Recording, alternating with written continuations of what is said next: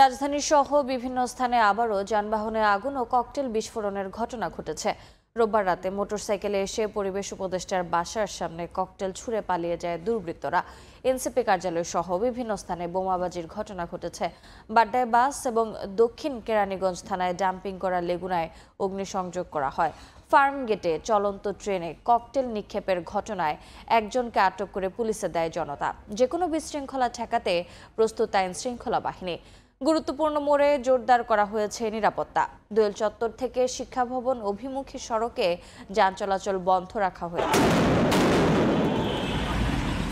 রোববার রাত ৯টা সিসিটিভিতে দেখা যায় হেলমেট পরা এক ব্যক্তি রাজধানীর সেন্ট্রাল রোডে পরিবেশ উপদেষ্টা সৈয়দা রিজওয়ানা হাসানের বাসা উদ্দেশ্য করে পরপর দুটি ককটেল নিক্ষেপ করে পালিয়ে যায়। খবর পেয়ে ঘটনাস্থলে আসে আইন শৃঙ্খলা বাহিনী ও বোম্ব স্কোয়াডের সদস্যরা।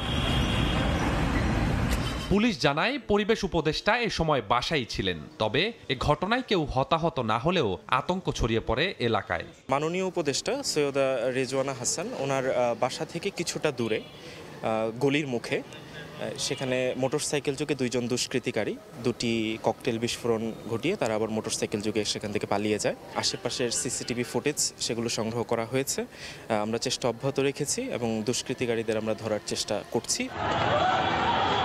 একই সময় বাংলা মোটরে রূপায়ণ টাওয়ারে এনসিপি কার্যালয়ের সামনেও ঘটে ককটেল বিস্ফোরণ। এ সময় উপস্থিত জনতা ধাওয়া দিলে পালিয়ে যায় দুর্বৃত্তরা। মোটরসাইকেলে এসে মতিঝিলে টিএনটি বাস স্ট্যান্ডে ককটেল নিক্ষেপ করা হয়। এর আগে কারওয়ান বাজারে সার্ক ফোয়ারার সামনেও বোমাবাজির ঘটনা ঘটে। ফার্মগেটের রেল ক্রসিংয়ে চলন্ত ট্রেনে ককটেল নিক্ষেপ করে এক ব্যক্তি, পরে স্থানীয়রা তাকে আটক করে পুলিশে হস্তান্তর করেন। মধ্য বাড্ডায় দাঁড়িয়ে থাকা বাসে আগুন দেয়া হয়। একই সময় দক্ষিণ কেরানীগঞ্জ থানার ডাম্পিংয়ে থাকা দুটি পরিত্যক্ত লেগুনায় অগ্নিসংযোগ করে পালিয়ে যায় দুষ্কৃতিকারীরা।